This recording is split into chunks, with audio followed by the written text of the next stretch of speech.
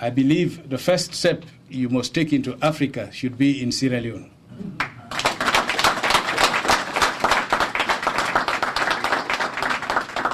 That is why we are here to invite you and to assure you that Sierra Leone is the place. Sierra Leone is safe. Sierra Leone is stable. We have been through democratic elections. We have effected a change of government. That is how safe and stable Sierra Leone is. And with all of the opportunities we have created,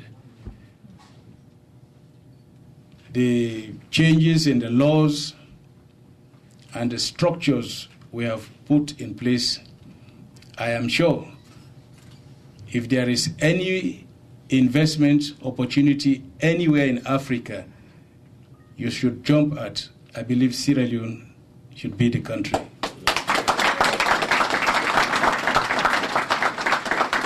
We have also designed specific incentives in the agricultural sector, in the mining sector, the tourism, and others. These incentives are geared towards giving you further motivation in addition to the general policies that we have put in place. But I believe that with these introductory remarks, I will invite question and answers so that if there are any specific issues you will be interested in, I will be here to address these issues. Thank you.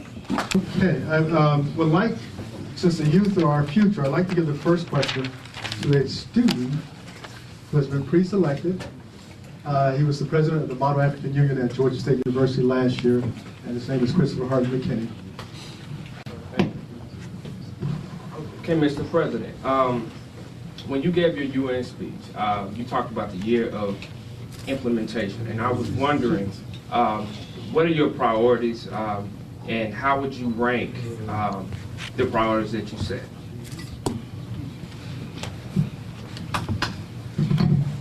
Yes, maybe I'll take 2-3 questions and. Just 3 at a time. Next question. Hello, Mr. President. My name is Malcolm Claver, and I'm a junior international studies major at Morehouse College. And my question is, what are opportunities for young people who do not have capital to invest, but are willing to work and teach? Sorry? What are opportunities for young people who do not have capital to invest, but are willing to work and teach? Mr. President, my name is Alex Alexandridis. I'm an American of Greek background, and I was an officer of the UN when Sierra Leone in 1960 became a member, and for 20 years those were among my best friends. Now the Greeks in Africa, as you know, have a reputation of having gone there, worked hard, married there, have families, and invested in Africa. And the name of A.G. Leventis in Ghana and Nigeria is well known, and the foundation. What I would like to tell you is that your country is really the gold of Africa, and I have always admired it, and I want to congratulate you for making it possible to see Sierra Leone as we remember it from day one. The thing that I would like to say is, as a professor of international business at Georgia State, my job is to bring investment to this country and to other countries. On December 5 to 8, a high-power Saudi Arabian delegation is coming. The director happened to have been a former student of mine, Omar Bakhlaiwai, and their purpose is to invest in this country for the next 5 years $1 trillion. Now, I would like some of that money to come to Sierra Leone. I want you to tell me who is your representative that I can introduce to the Saudi delegation. Royal princes are going to be here, members of government, presidents of banks and investment houses, and I want to make sure that Sierra Leone makes a presentation to these people and divert some of that money to your country, sir. Thank you. Okay. Yes.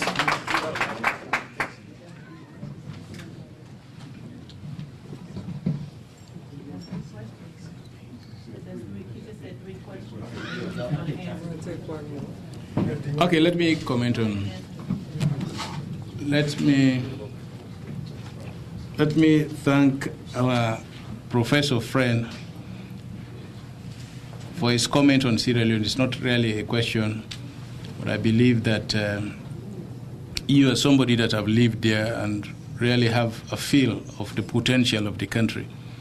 And therefore, we must have a lot more of you to go out there and tell the story of Sierra Leone. I think the story of Sierra Leone have not been publicized as much as we could.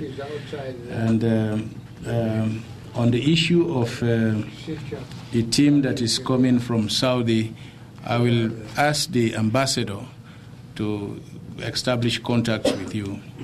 If there is a need for us to bring in somebody from Sierra Leone to ensure that we formalize whatever relationship that is required, he will be able to advise us. But I want to thank you for even letting us know, and also your determination to ensure that we benefit from the $1 trillion investment that is coming from the Saudi Arabia. Now, on the issue of the young man who is interested to do business but without capital, and you want to work and teach, I mean, if you there are employment opportunities. I mean, if you want to work, you can be employed in any of the institutions. The teaching is also a big opportunity that we are now addressing in the review of the educational sector. But I believe it depends on the business you are interested in.